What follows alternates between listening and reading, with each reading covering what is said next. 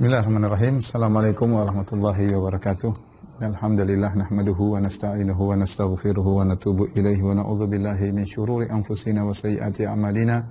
May yahdihillahu fala mudilla lahu wa may yudlil fala hadiyalah. Asyhadu an la ilaha illallah wahdahu la syarikalah wa asyhadu anna Muhammadan abduhu wa rasuluhu la nabiyya ba'dah. Ya ayyuhalladzina amanu taqullaha haqqa tuqatih wa la tamutunna illa wa antum muslimun. Fa in asdaqal hadithi kitabullah wa khairal huda huda Muhammadin sallallahu alaihi wasallam. Syarrul umuri muhdatsatuha wa kullu muhdatsatin bid'ah wa kullu bid'atin dhalalah wa kullu dhalalatin finnar. Para ikhwan dan akhwat, para pemirsa yang dirahmati Allah Subhanahu wa taala, para jamaah Masjid As-Sunnah Bintaro yang dirahmati oleh Allah Subhanahu wa taala. Alhamdulillah pada kesempatan kali ini kita bisa berjumpa kembali dalam rangka mempelajari tentang akidah Islamiyah. Kita masih menyambung pelajaran dari Syarah Al-Aqidah Al-Wasithiyah karya Ibn Taimiyah rahimahullahu taala. Dan kita masih pada pembahasan Al-Ba'tsu tentang hari kebangkitan.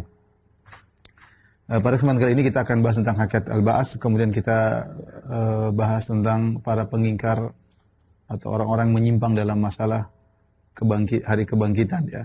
Pada pertemuan lalu telah kita bahas tentang dalil-dalil secara akal tentang mungkinnya hari kebangkitan. Maka sekarang kita akan singgung tentang hakikat dari hari kebangkitan dan juga mereka-mereka yang menyimpang dalam hal ini. Baik.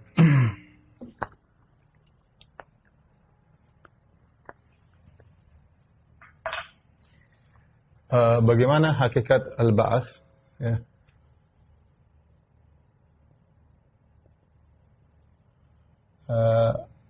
Hakikat proses kebangkitan ya. Kita sudah singgung kemarin, tapi kita ulangi lagi karena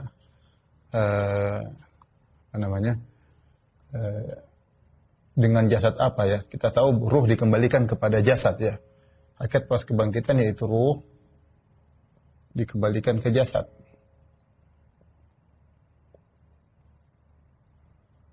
Namun pertanyaannya, jasad yang mana?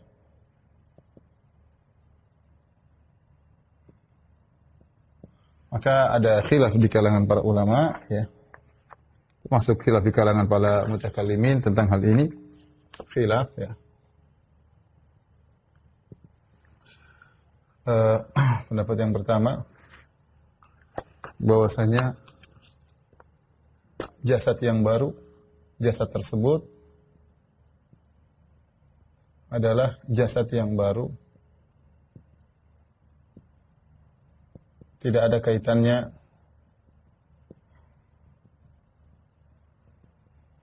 dengan jasad yang di dunia, jasad yang sebelumnya di dunia.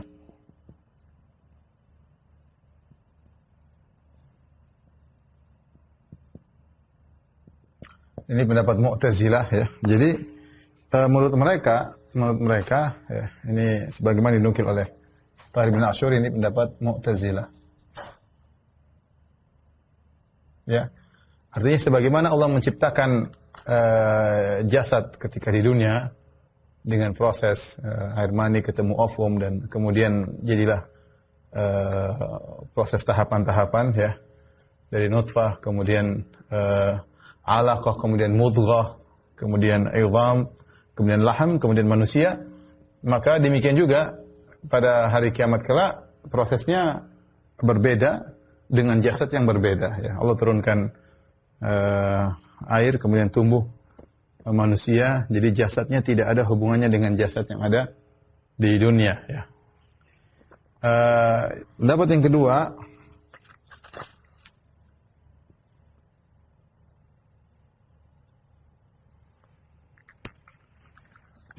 kebalikan daripada ini, bahwasanya jasad jasad kebangkitan itulah jasad yang selama ini di dunia, selama di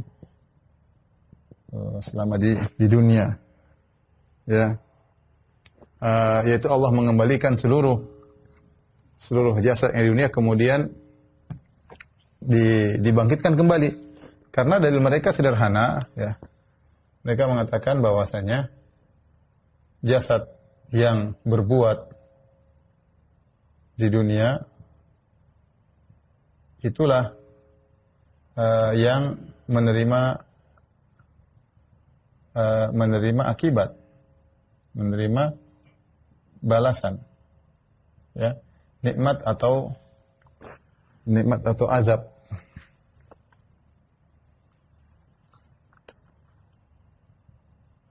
Menerima balasan. Terutama pendapat ini dipegang oleh orang-orang yang berpendapat bahwasanya seluruh alam terbuat dari jawahirul mufradah. Jawahirul mufradah dari atom-atom yang terkecil yang tidak bisa dibagi-bagi lagi, ya, yang kemudian adanya bentuk-bentuk adalah proses pertemuan antara atom satu dengan atom yang lainnya. Ini bahasan pada masalah semua sifat, tapi intinya mereka punya pendapat bahwasanya jasad yang selama dunia itulah yang akan dibangkitkan kembali, ya. Pendapat yang ketiga, ini pendapat yang selamat, adalah at-tawaqquf. Ya. Tawaqquf artinya apa? Absen, ya, tidak berkomentar. Wallahu alam. Jasad yang mana? Ya. Wallahu alam.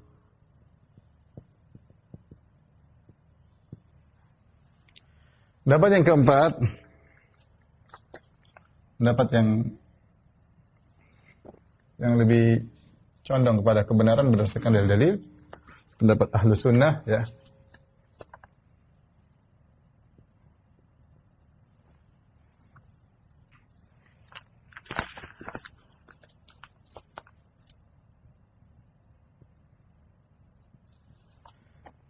Bahwasanya jasad kebangkitan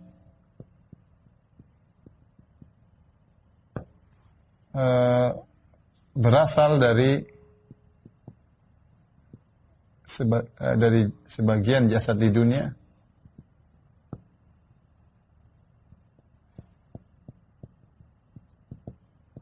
lalu dimodifikasi oleh Allah.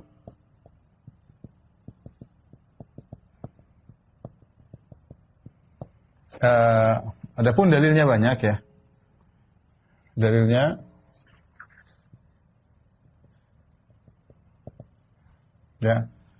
pertama Allah menamakan hari kebangkitan dengan i'adah, ya.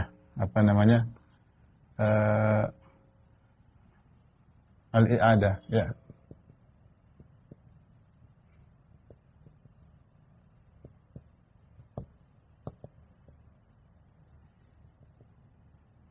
Dengan al-i'adah, yaitu pengulangan, pengembalian, ya, pengembalian. Apa namanya? Pengembalian. Dan konsekuensi dari pengembalian berarti ada sebagian yang dulu pernah ada dikembalikan kembali, ya. Kemudian yang kedua, ya, dalil-dalil tentang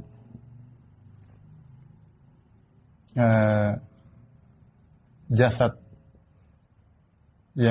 yang di bumi dikembalikan.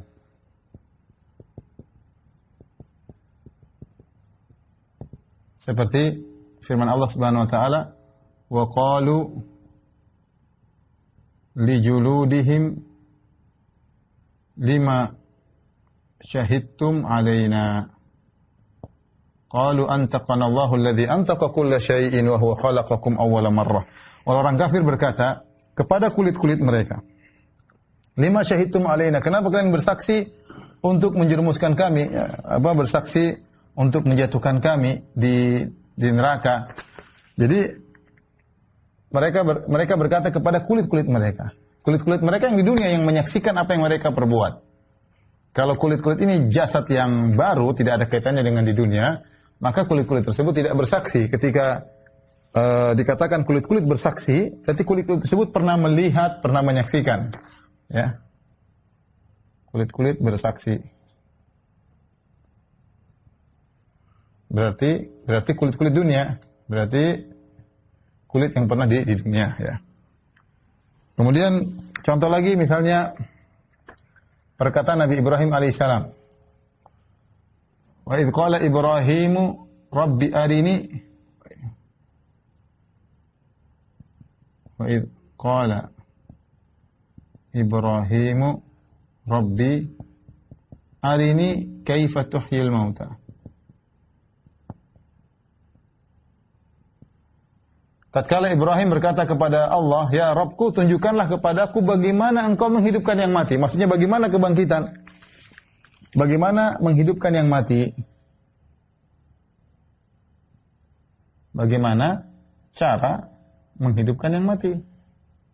Engkau menghidupkan yang mati. Ya, menghidupkan yang mati ini, itulah hari kebangkitan. Itulah kebangkitan. Al-Ba'ats. Allah jawab, ya. Qala awalam tu'min? Apakah kau tidak beriman wahai Ibrahim? Qala bala, justru aku beriman, walakin liyatma'inna qalbi.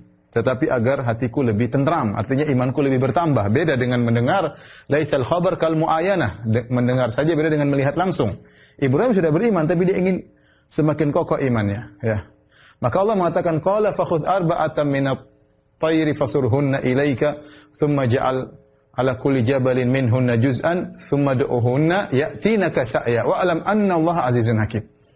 Allah jawabnya gimana? Ambillah 4 burung kata Allah, kemudian cincang burung tersebut, campur-campur dagingnya, 4 dicincang, kemudian pergi ke gunung-gunung yang jauh, taruh sebagian di sana, taruh sebagian sana, sebagian gunung sana dengan daging yang bercampur-campur, thumma du'uhunna, kemudian Panggillah, ayo burung-burung.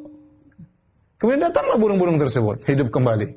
Ya, daging yang sebelah sana bergabung dengan sebelah sana, bergabung sebelah sana, kemudian bisa kembali. Jadi, maksud saya dalam proses ketika Nabi Ibrahim bertanya, gimana sih, ya Allah cara engkau membangkitkan kematian? Tadi berarti kebangkitan burung-burung tersebut berasal dari daging-daging yang sudah dicincang. Berarti dari jasad yang sebelumnya. Maksud saya seperti itu. Ya, logika burung tersebut berasal dari jasad-jasad yang sebelumnya yang sudah dicincang kemudian dikembalikan lagi. Kemudian juga seperti firman Allah Subhanahu wa taala, seperti hadis Nabi sallallahu alaihi wasallam, hadis Nabi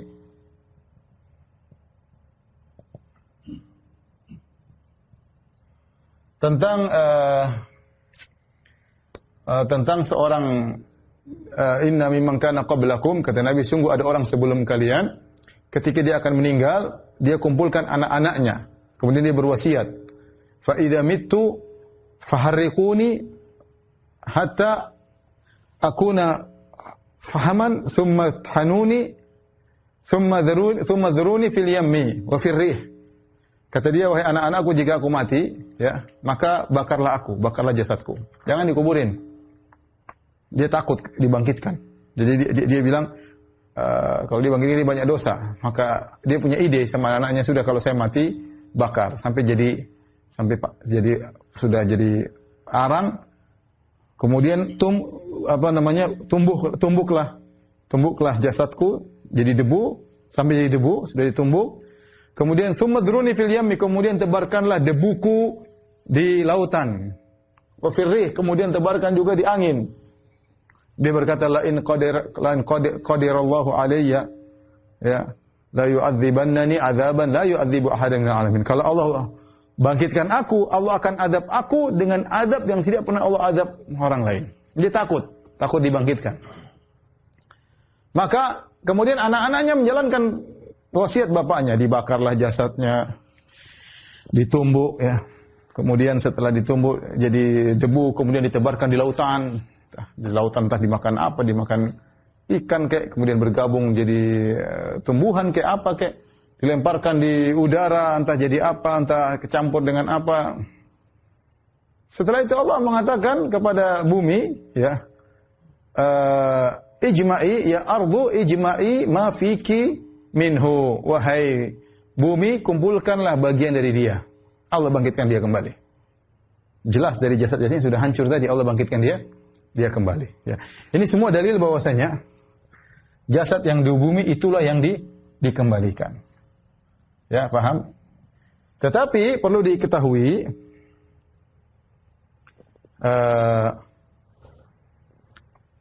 yang ketiga,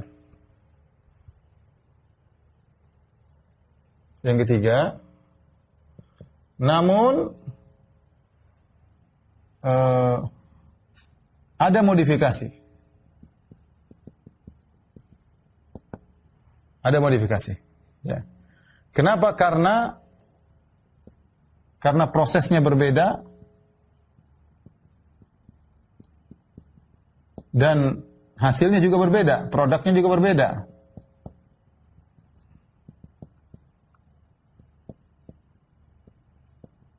Allah mengisyaratkan hal ini dalam firman-Nya. Kata Allah Subhanahu dalam surat Al-Waqiah, kata Allah Subhanahu wa taala, "Wa laqad alimtumun nash'atal ula." Laula tadhakkarun, dalam surat Al-Waqiah kata Allah Subhanahu wa taala, sungguh kalian telah mengetahui proses penciptaan pertama. Sungguh kalian telah mengetahui proses penciptaan pertama. Yang pertama. Dalam surat Al-Waqiah kata para ulama, ini isyarat bahwasanya proses yang kedua berbeda dengan pertama, karena Allah tidak mengatakan kalian mengetahui proses yang pertama sama dengan proses kedua. Tapi Allah hanya mengatakan walau qad alimtumun nash'atal ula. Kalian tahu proses yang pertama, berarti proses kedua beda dengan proses pertama. Isyarat bahwa proses kedua tidak sama dengan proses pertama.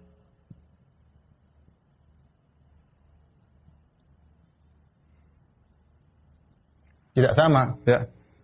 Ya, karena Allah mengatakan kalian hanya tahu proses pertama. Proses pertama maksudnya ciptaan di dunia. Ya, yaitu mani laki-laki ketemu dengan ovum, kemudian melalui proses nutfah, setelah nutfah kemudian alaqah, segumpal darah, setelah alaqah menjadi mudghah, segumpal daging, kemudian segumpal daging menjadi idham, jadi tulang, kemudian summa kasawna al-idhama lahma, kami bungkus tulang dengan daging, summa ansha'nahu, kemudian kami berikan proses yang lainnya. Ya, khalqan akhar. Jadi penciptaan yang lain. Jadi intinya proses yang kalian tahu cuma proses yang pertama, proses kedua kalian tidak tahu. Dan sebagaimana sudah kita jelaskan pada pertemuan yang lalu, proses yang kedua beda dari sisi proses daripada hasil, ya.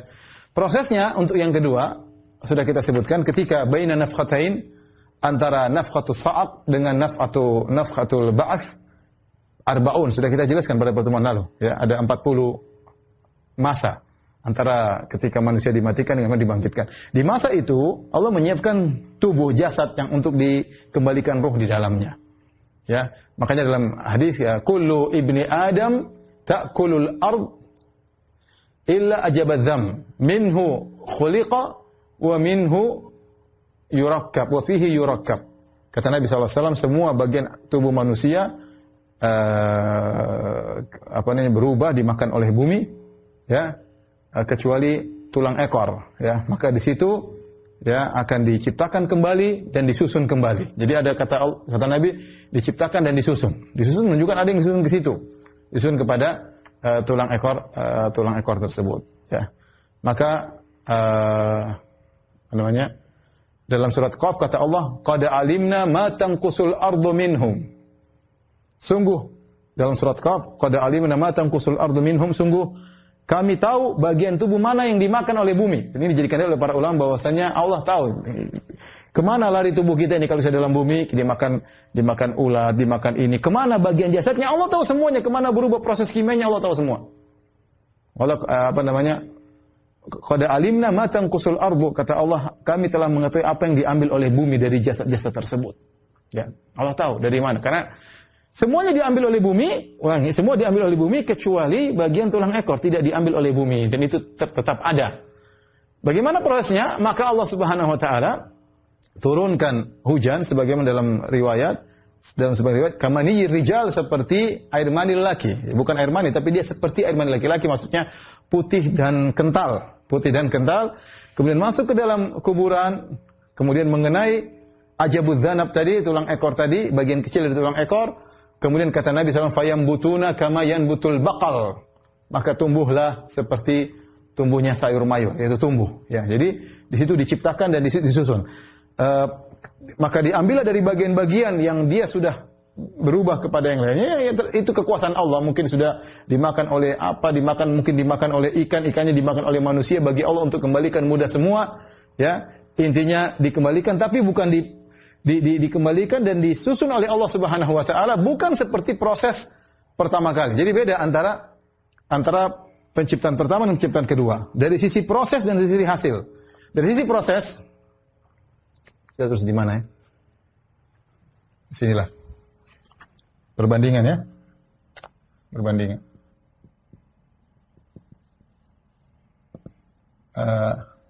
Nash'atul ula, penciptaan pertama.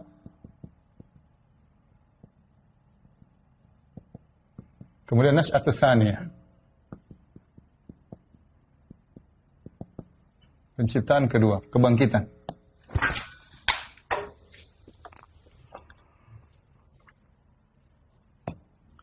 Penciptaan kedua,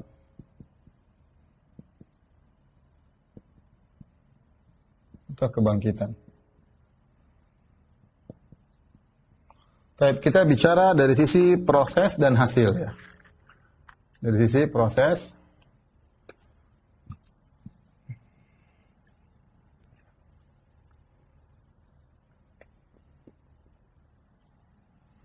ini proses kemudian hasil. Adapun proses ya, maka penciptaan pertama yaitu biasa air mani, kemudian ketemu dengan ovum, kemudian proses menjadi apa? Nutfah, kemudian alaqah, kemudian mudghah, kemudian dan seterusnya. Nutfah, alaqah, mudghah, kemudian izam, kemudian kasawna al-izam lahma, thumma ansha'na khalqan akhar. Kemudian jadi bayi. Ada pertemuan mani laki-laki dan mani perempuan. Ya, adapun yang proses kedua tidak. Cuma ada ajabudz dzanab ya, ajabudz dzanab. Itu bagian dari tulang ekor.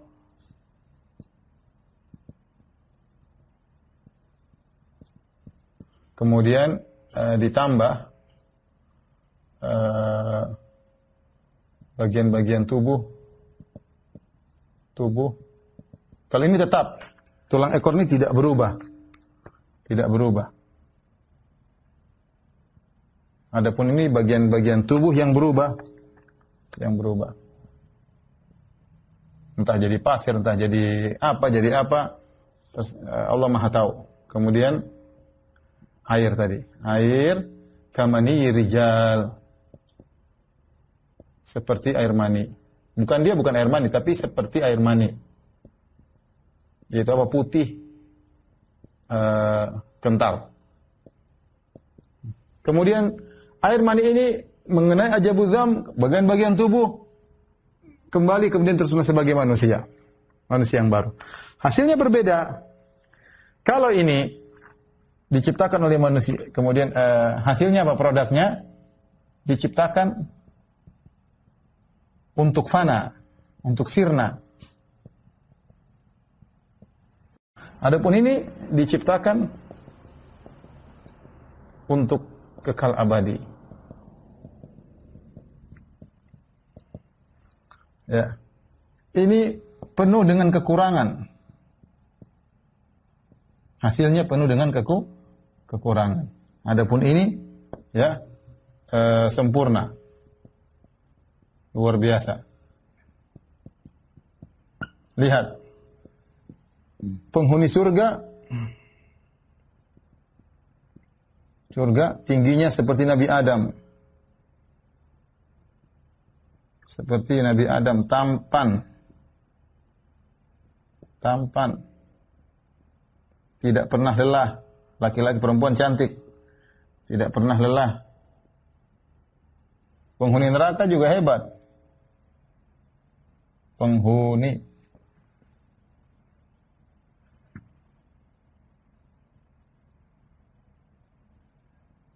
Penghuni neraka, ya. Tubuhnya sangat besar supaya bisa merasakan azab besar. Kemudian bisa melihat malaikat, iblis.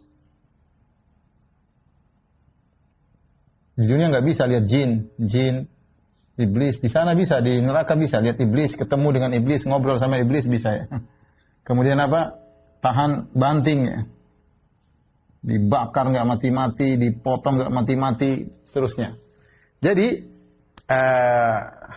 kalau kita perbandingan, bahwasanya antara yang pertama dengan kedua dari sisi proses berbeda, daripada hasil juga berbeda. Terus bagaimana pendapat Ahlus Sunnah? Pendapat Ahlus Sunnah demikian, bahwasanya prosesnya kebangkitan dari air mani ditambah ajabu dzam dengan bagian tubuh yang sudah berubah. Bagaimana caranya? Wallahu alam, ya. Apakah seluruh bagian tubuh yang sudah berubah atau sebagiannya, itu urusan Allah Subhanahu wa taala. Ya, yang jelas yang tidak berubah ajabu dzam, yang ini sudah berubah. Dengan demikian kita bisa mengkompromikan dalil-dalil yang ada. Baik, silakan dihapus. Foto dulu biar buat kawan-kawan.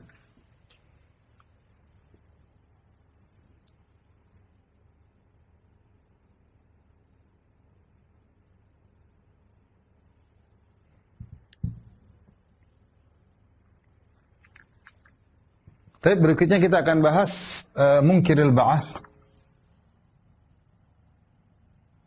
Munkirul ba'ats.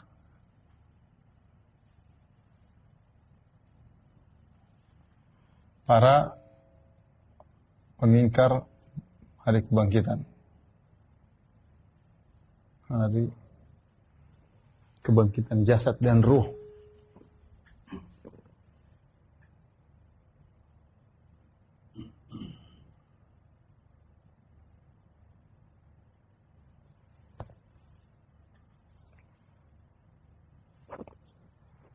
Taib, ada beberapa kelompok ya, kita bisa klasifikasikan.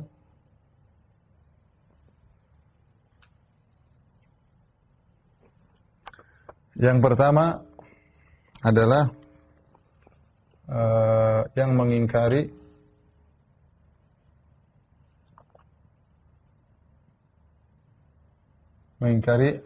al-mabda' dan al-ma'ad. Al-mabda'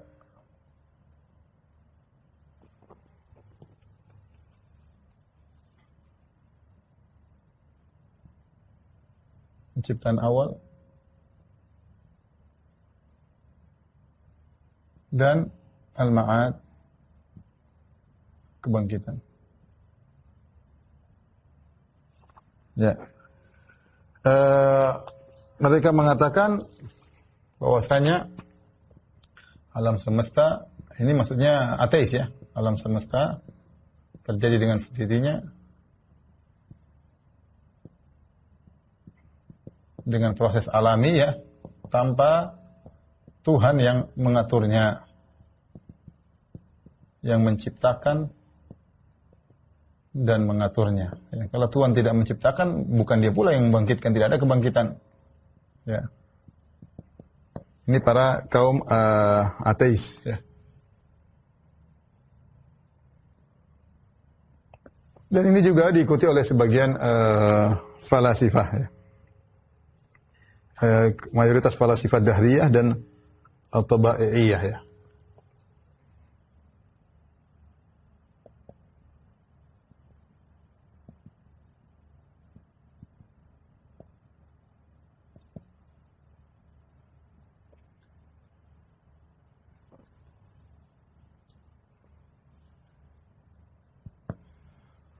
Baik, ini yang pertama. Adapun yang kedua,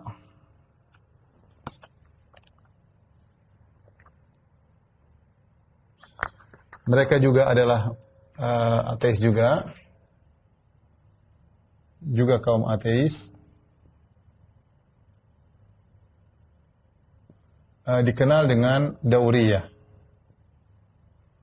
Ad-dauriyah. Bahasa Arabnya itu dauriyah, itu maksudnya perputaran kembali ya. Siklus atau perputaran kembali.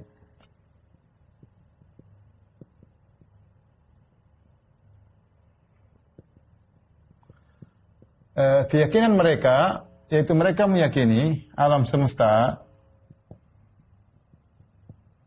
selalu mengalami siklus pengulangan.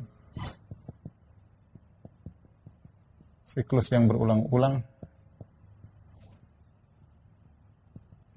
setiap 36.000 tahun.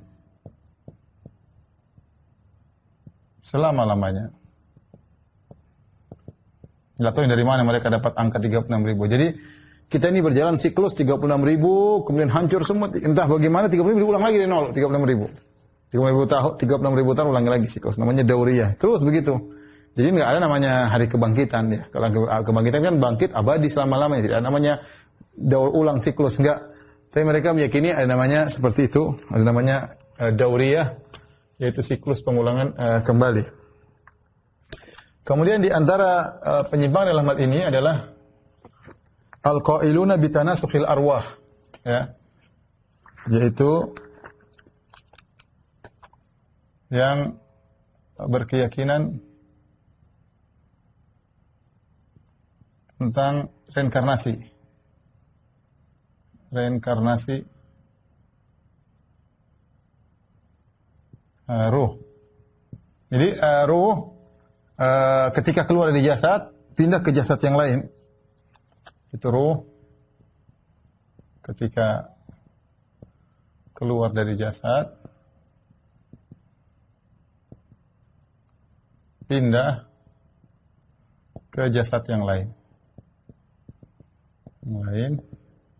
Sebagai bentuk balasan. Ya. Ini diyakini oleh sebagian agama. Mereka tidak meyakini hari kebangkitan, tapi ruh itu kalau mati akan pergi ke jasad yang lain, entah jasad yang lebih baik atau jasad yang lebih buruk. Kalau dia dalam jasad yang sebelumnya dalam kondisi baik, beramal soleh, berbuat kebajikan, maka dia pindah ke jasad yang lebih baik. Mungkin dulunya pembantu, kemudian pada proses perpindahan ruh berikutnya jadi majikan misalnya. Kemudian dia baik lagi, jadi majikan, kemudian naik lagi mungkin jadi menteri. Dia baik lagi, lama-lama naik pangkat seperti itu ya. Naik pangkat seperti. Tapi kalau dia di jasad pertama dia buruk, maka dia majikan tapi kurang ajar sama pembantunya, ngomel sana ngomel sini, perintah sana perintah sini, kita dibangkitkan jadi pembantu misalnya, atau bahkan jadi hewan, ya, jadi monyet, jadi kambing, jadi tikus dan sebagainya. Ini bertentangan dengan kebangkitan, berarti mereka mengingkari kebangkitan. Berarti mereka mengingkari hari kebangkitan.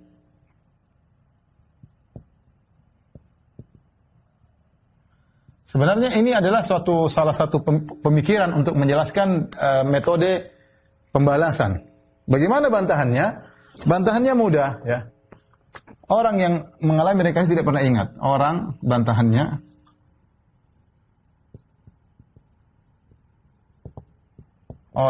setiap orang mengalami reinkarnasi.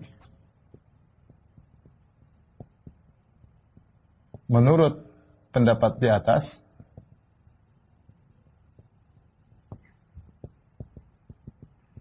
pasti mengalami reinkarnasi.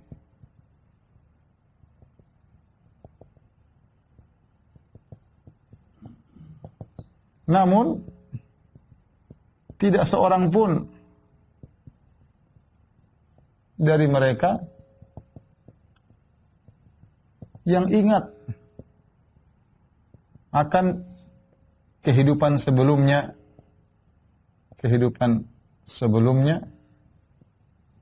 dalam jasad yang sebelumnya.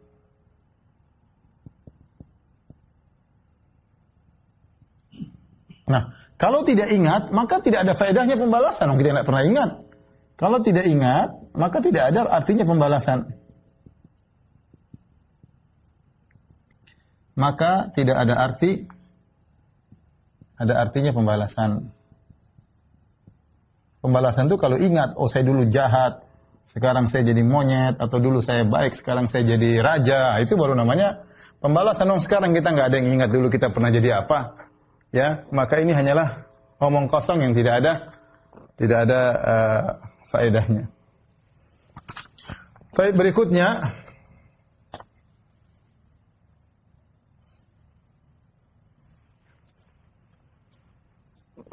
Yang keempat,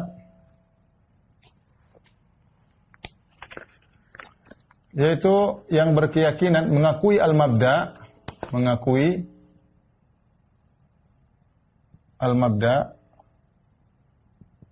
penciptaan awal, tapi mengingkari al-ma'ad, kebangkitan. Baik. Siapa mereka ini? Mereka adalah kaum Quraisy, orang-orang musyrikin Arab.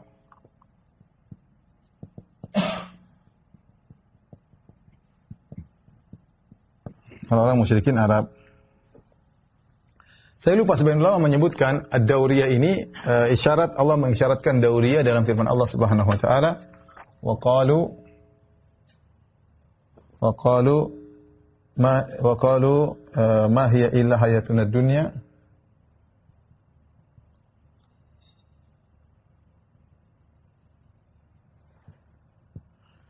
namutu wa nahya wa ma yuhlikuna illa ad-dahar wa ma yuhlikuna illa ad-dahar. Kata mereka, tidaklah kita in mahya illa, kehidupan kita ini hanyalah kehidupan dunia, kami mati, kami hidup. Nah, ini kami mati, kami hidup maksudnya pengulangan kembali. Kami mati, kami hidup maksudnya siklus tadi. Dalam sebagian tafsir. Sebagian tafsir mengatakan, ada dua tafsir ayat ini. Wa qalu ma hiya illa hayatuna dunya namutu wa nahya wa ma yuhlikuna illa dahar. Kehidupan kami ini hanyalah kehidupan dunia, kami mati, kami hidup, dan tidak membinasakan kami kecuali masa. Tafsiran pertama, namutu wa nahya maksudnya kami mati, anak-anak kami hidup, nanti anak-anak kami mati, cucu-cucunya hidup, seperti itu. Seperti kebiasaan biasa sesuai dengan berjalannya alam semesta, ya. Tafsiran kedua, namutu wa nahya maksudnya siklus. Kami mati, kami hidup lagi. Tapi nanti 36.000 setelah 36.000 tahun.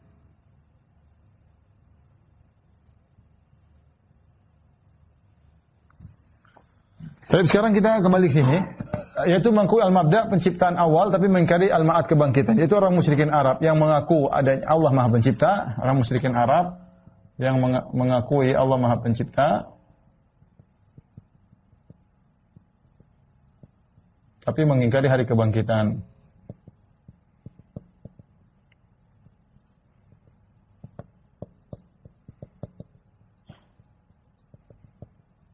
Baik.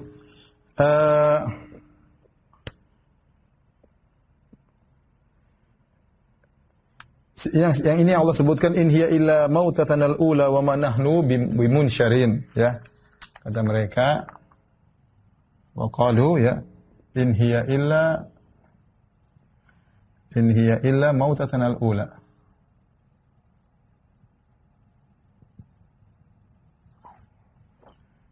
Wa ma nahnu bimunsyarin. Wa ma nahnu bimunsyarin. Inilah kematian kami cuma sekali saja, kami tidak akan dibangkitkan. Ya. Dalam hadis qudsi juga kata Allah Subhanahu wa taala, kadzdzabani ibnu Adam wa lam yakun lahu dzalik, wa syatamani ibnu Adam wa lam yakun lahu dzalik. Ibnu Adam mendustakan aku dan tidak boleh baginya mendustakan aku. Dia mencaciku dan tidak boleh baginya mencaciku. Adapun dia mencaciku, dia mengatakan aku punya anak. Adapun dia mendustakanku, amma takdzibuhu iyaya faqauluhu lan yu'idani kama bada'ani. Hadis qudsi. Adapun Ibnu Adam, anak Adam mendustakan aku, yaitu perkataannya Allah tidak akan mengulangi aku kembali sebagaimana Allah menciptakan awal. Tidak, Allah hanya menciptakan aku, tidak akan mengembalikan aku kembali. Ini juga sama mengingkari adanya hari kebangkitan. Yang terakhir, ini yang penting, yaitu mengakui al-ba'ats, kebangkitan,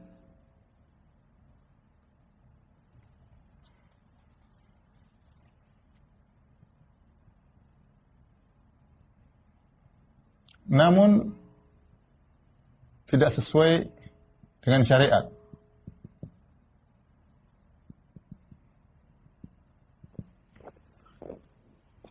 Di sini ada dua.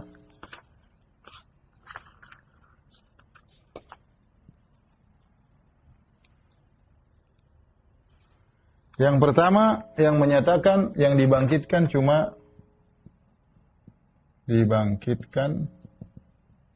cuma jasad tanpa ruh. Kenapa demikian? Kenapa mereka berpendapat demikian? Karena mereka mengatakan ruh itu tidak ada. Ruh itu tidak ada. Ruh tidak ada. Namanya ruh itu tidak ada. Kematian adalah matinya jasad. Matinya jasad bukan perginya ruh. Ya, sehingga kata mereka semuanya pada jasad, ruh itu tidak ada. Selesai nanti dibangkitkan, ya jasad itu yang merasakan, ya. Itu yang merasakan. Ini tentu tidak benar, ya. Ini khilaf ini disebut oleh Ibnu Sina dalam kitabnya Risalah Al-Atwahiyah. Baik, dapat yang kedua. Ini pendapat Ibnu Sina.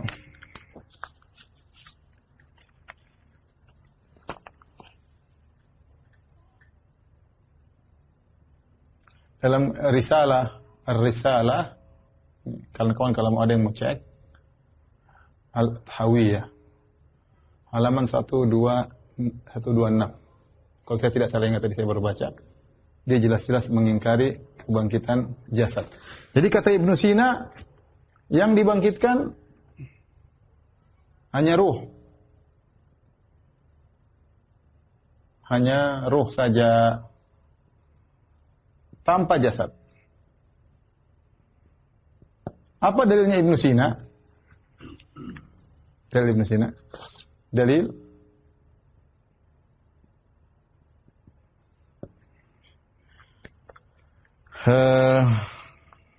kalau kita boleh bagi jadi dua, ya, dua pendalilan. Yang pertama adalah logika. Yang kedua adalah takwil. Adapun logika, kata Ibnu Sina, jasad tidak mungkin dibangkitkan.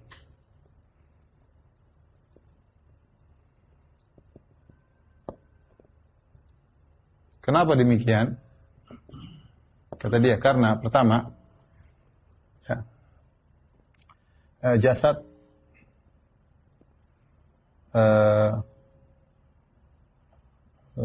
berubah menjadi unsur lain dan sirna. Kalau sirna bagaimana mau dibangkitkan? Ini pendapat. Atau dikatakan jasad selalu mengalami perubahan. Iya, benar atau tidak? Perubahan. Dari anak kecil, masih kecil, membesar, besar, kemudian gagah, umur 40, 50, kemudian mulai kecil lagi, sampai akhirnya sakit-sakitan, kemudian kurus, kemudian meninggal. Jasad telah mengalami perubahan. Lantas, jasad di fase manakah? Di fase manakah yang akan dibangkitkan? Ini Ibnu Sina mengangkatkan gimana caranya? Mau jasad yang mana? Jasad ketika masih kecil kah? Yang jadi patokan untuk dibangkitkan, atau jasad setelah besar kah? Atau jasad ketika meninggal dalam kondisi kurus krempeng, sakit-sakitan, atau yang mana? Tidak ada yang satu lebih utama daripada yang lain. Kalau gitu nggak bisa kita bilang jasad dibangkitkan. Kemudian yang ketiga kata Ibnu Sina, bayangkan satu jasad, satu bagian jasad bisa jadi bukan satu bagian jasad, satu materi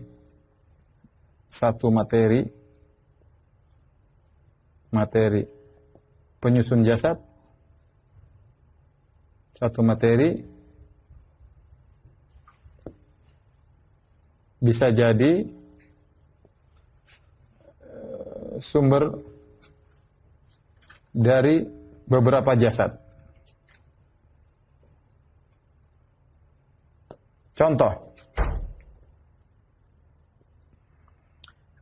manusia dimakan oleh ikan hiu misalnya. Manusia dimakan hiu. Manusia dimakan hiu. Lalu hiu tersebut, hiu dimakan manusia yang lain. Jadi paling tidak ini manusia ini sudah menjadi sumber dari dua orang, dari manusia yang dimakan dan manusia yang memakan. Nanti seterusnya mungkin manusia ini juga mati, dikubur, kemudian jadi unsur tersebut masuk ke tumbuhan, diserap oleh tumbuhan, jadi tumbuhan jadi sayur mayur atau yang lainnya, dimakan lagi oleh manusia yang lain. Jadi bisa jadi satu bagian adalah bagian dari banyak jasad. Nah, kalau kita mau bangkitkan segempal daging misalnya, daging ternyata anggota dari beberapa manusia. Kalau dipakai buat sini, nanti sana yang kurang. Dipakai buat jasad A, jasad B kurang. Dipakai jasad B, jasad C kurang. Paham ya maksud saya? Ini logika Ibnu Sina ya. Ibnu Sina juga berkata, kalau dibuat jasad baru,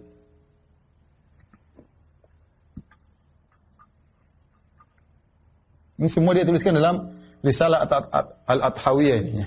Kalau dibuat jasad baru, sebagaimana pendapat sebagian Mu'tazilah, dibuat jasad baru, maka tidak logis. Karena jasad yang diberi balasan harus jasad yang lama, yang melakukan, bukan yang baru. Baik. Ini dalil dia. Dengan logika ini semua dia mengingkari, katanya jasad tidak bisa dibangkitkan. Kita bilang, ya Ibnu Sina, dalil terlalu banyak tadi sebutkan bagaimana jasad, dan itu yang diingkari oleh kaum musyrikin. Musyrikin bagaimana jasad bisa dibangkitkan. Itu dia bilang benar. Dia menggunakan takwil. Kata dia benar dalam Al-Quran bahwasanya zahirnya jasad dibangkitkan. Tetapi kita harus takwil. Kita harus takwil. Kata dia, benar dalam Al-Quran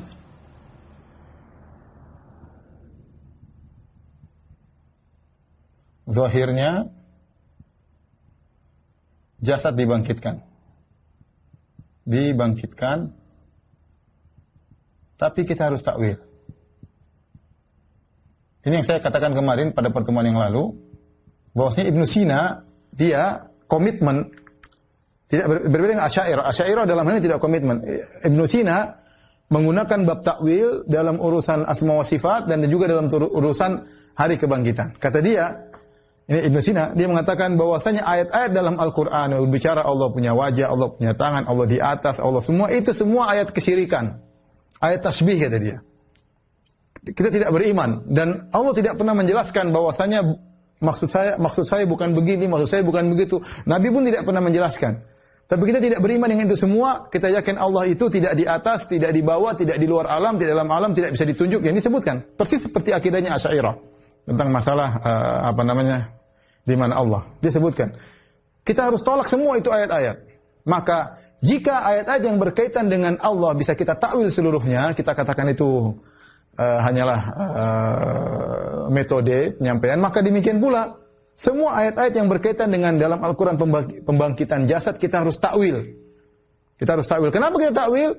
Karena itu metode Allah agar orang-orang awam bisa takut. Maka harus dibilang jasad akan dibangkitkan, jasad akan dibangkitkan. Sebenarnya tidak dibangkitkan.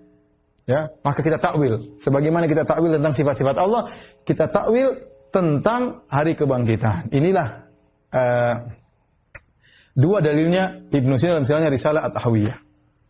Ya. Dari sinilah Ibnu Sina akhirnya dikafirkan oleh Ghazali dalam kitabnya Tahafutul Falasifah. Gara-gara ini, ya, gara-gara dua masalah ini, Ibnu Sina kalau tidak salah wafat 472 ya. Wafat 472 Hijriyah. Abu Ali ya, Ibnu Sina dikafirkan oleh Ghazali. Oleh Al-Ghazali. dalam kitabnya Tahafutul Falasifah. Ghazali mengkafiri Ibnu Sina dari tiga hal. Pertama, Ibnu Sina mengingkari hari kebangkitan jasad. Kata dia jasad tidak dibangkit, cuma ruh. Logika dia tidak nyampe. Kata dia nggak mungkin dengan logika ini. Yang kedua, Ibnu Sina mengatakan Allah hanya mengetahui secara global, juz'iyat, secara terperinci. Allah tidak tahu, ilmu Allah tidak meliputi perkara-perkara secara terperinci. Allah hanya mengetahui secara global. Dan ini dikafirkan oleh Ghazali. Yang ketiga, Ibnu Sina berpendapat alam ini qadim.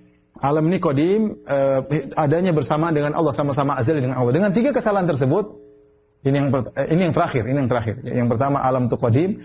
Yang kedua, Allah hanya mengetahui global, tidak secara terperinci. Yang ketiga, yang dibangkitkan cuma ruh, bukan jasad, maka Ghazali mengkafirkan Ibnu Sina. Bilang kafir. Ya, tiga kesalahan satu aja bisa bikin kafir, apalagi tiga-tiganya. Kemudian datanglah Ibnu Rushd. Ibnu Rushd ini setelah Ghazali, ya. Al-Hafidh yang punya kitab Bidayatul Mujtahid.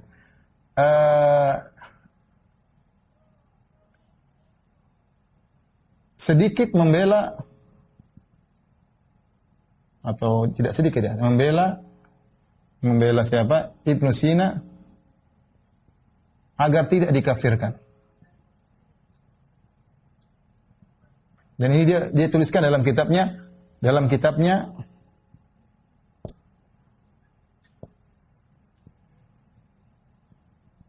Tahafut.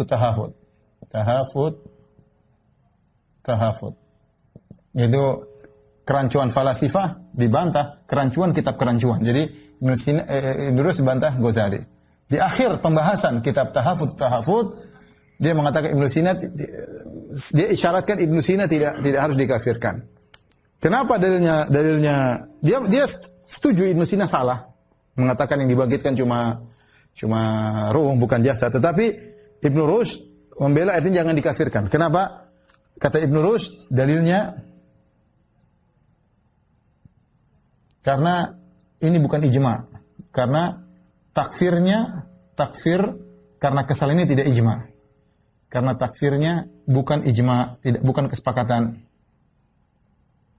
Artinya masih khilaf ya. Yang kedua, kata Ibnu Rushd, yang berbicara tentang kebangkitan jasad sejak nabi-nabi Bani Israel. Ini kesalahan Ibnu Rushd, ya. Sehingga masih Ibnu Rushd ingin memberi keringanan bahwasanya pembahasan tentang kebangkitan itu semua nabi berbicara, tapi tentang jasad dibangkitkan baru sejak zaman Bani Israel, ya. Sejak zaman Bani Israel, nabi-nabi Bani Israel, ya. Sehingga dia agak membela Ibnu Rushd. Yang benar bahwasanya pernyataan Ibnu Rushd ini adalah kekufuran, ya. Kenapa saya katakan kufuran? Karena apa yang dibela oleh Ibnu Rushd, yang diingkari oleh Ibnu Rushd, kebangkitan jasad, itulah yang diingkari oleh orang-orang musyrikin Arab. Musyrikin Arab mengatakan, "Man yuhyil 'idhama wa hiya ramim, wa daraba lana mathalan wa nasiya khalqah. Man yuhyi hadhil 'idhama wa hiya ramim. Qul yuhyiha alladhi ansha'aha awwala marrah." Orang musyrikin berkata, siapa yang bisa mengembalikan tulang belulang yang sudah hancur, sudah dingin? Ya, berarti kan dia mengingkari kebangkitan jasad. Ya. Logika dia tidak masuk akal, tulang belulang yang sudah dingin bisa kembali lagi. Ya sama seperti logikanya Ibnu Rushd, tidak mungkin lagi dengan logika yang berbeda, tapi intinya hasilnya sama. Sama-sama tidak mungkin dikembalikan jasad. Jadi kesalahan Ibnu Rushd mendukung pernyataan orang musyrikin Arab, sama seperti wa qalu a idza kunna 'idhaman wa rufatan dalam surat Al-Isra. Tadi surat Yasin, sekarang surat Al-Isra. Kata orang musyrikin, wa qalu a idza kunna 'idhaman wa rufatan a inna lamab'utsuna khalqan jadida.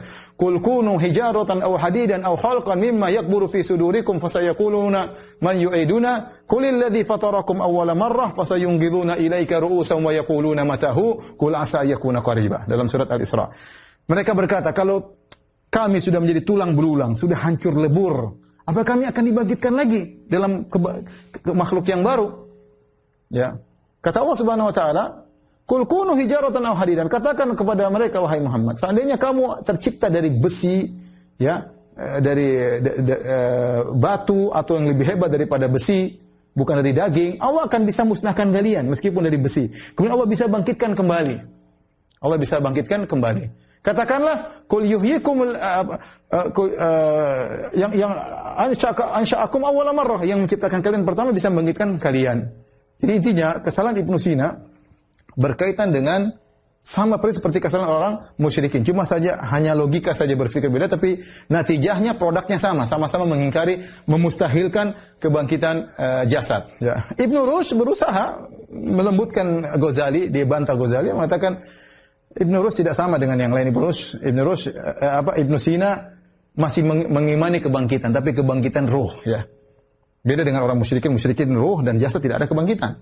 Ya, tetapi Ghazali melihat dari betapa banyak dalil yang menunjukkan jasad akan dibangkitkan, dan Ibnu Rushd sudah tahu akan hal tersebut, dan dia seorang alim dan dia sengaja mentakwil ayat-ayat Allah. Ya, dalilnya apa? Dia mengatakan bahwasanya Allah sedang berbicara tentang khitab jumhuri, yaitu Allah berbicara dengan orang-orang awam harus dengan seperti ini. Seandainya Allah mengatakan tidak ada seperti Allah berbicara tentang Tuhan. Allah mengatakan Tuhan kita itu tidak bisa ditunjuk, tidak di atas, tidak di bawah, maka tidak ada yang beriman. Maka Allah bikin semacam penipuan, ya, supaya orang bisa paham Allah di atas, Allah begini, Allah begini. Itu menurut Ibnu Sina sama, kata dia, dengan masalah hari kebangkitan. Kalau dibilang yang dibangkitkan cuma ruh, orang tidak takut.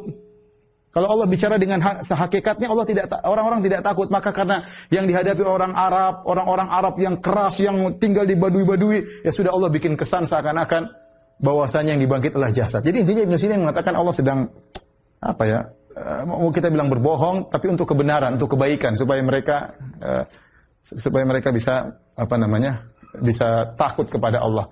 Dan ini yang dijadikan dalil oleh waktu saya baca buku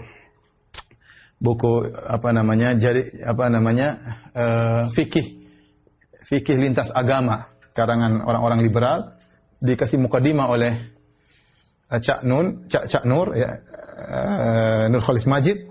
Dia berdalil dengan Ibnu Sina. Ibnu Sina berpendapat demikian, bahwasanya begini-begini, ya, seperti tadi, dalam rangka untuk orang-orang awam paham, maka perlu ada penipuan sedikit, ya, sehingga mereka biar takut kepada Allah Subhanahu wa taala. Ya, seharusnya itu tidak ada. Tapi kalau disebutkan secara hakikat, khawatirnya mereka tidak takut kepada Allah Subhanahu wa taala. Baik, terakhir saya ingin sampaikan juga, ketika Al-Ghazali membantah Ibnu Sina, sebagian orang yang tidak paham dengan metode Ibnu Sina membantah Ghazali. Kata mereka, Ibnu Sina dalam sebagian kitabnya mengakui adanya kebangkitan jasad, yaitu dalam kitabnya An-Najat, dalam kitabnya Syifa, dalam kitab Isyarat wa Tanbihat. Tetapi itu dibantah lagi oleh para ulama. Bahwasanya Ibnu Sina dia mempunyai dua manhaj, dua metode. Ketika dia menulis kepada orang awam, dia seakan-akan menetapkan hari kebangkitan jasad. Tapi ketika dalam risalah At-Tahawiyah, dia jelaskan. Dan dia jelaskan dalam sebagian tulisannya, memang saya berbeda. Kalau saya berhadapan dengan orang awam, maka saya dengan cara yang berbeda. Ketika saya berhadapan dengan orang spesialis yang paham, maka saya akan sebutkan secara hakikat. Dan dalam kitabnya Risalah At-Tahawiyah, dia halaman 126, maka dengan tegas dia mengatakan jasad tidak bisa dibangkitkan. Dan ini adalah kekufuran. Ya, kekufuran. Oleh karenanya pendapat Ghazali sangat kuat. Ya, apalagi Ibnu Sina salah, bukan cuma satu kesalahan, dia salah dalam 3 kesalahan tadi sebagaimana telah saya sebutkan. Ini semua dibantah, kita katakan bahwasanya Allah Maha mampu membangkitkan kembali. Yang dari sumber yang tidak berubah adalah ajabudz dzanab, adapun yang lainnya tidak mudah bagi Allah. Mau Allah bangkitkan sebagian atau Allah tambah unsurnya, mudah bagi Allah. Yang penting nanti Allah bangkitkan, ya. Dengan jasad, sebagian dari jasad yang pernah ada di dunia, dan Allah mudah bagi Allah Subhanahu wa taala untuk melakukan itu semua. Demikian para ikhwan dan akhwat yang dirahmati Allah Subhanahu wa taala, bahasan kita pada kesempatan kali ini. Tapi demikian saja kajian kita, kurang lebihnya saya mohon maaf. Subhanakallah bihamdik asyhadu an la ilaha illa anta astaghfiruka wa atubu ilaik. Assalamualaikum warahmatullahi wabarakatuh.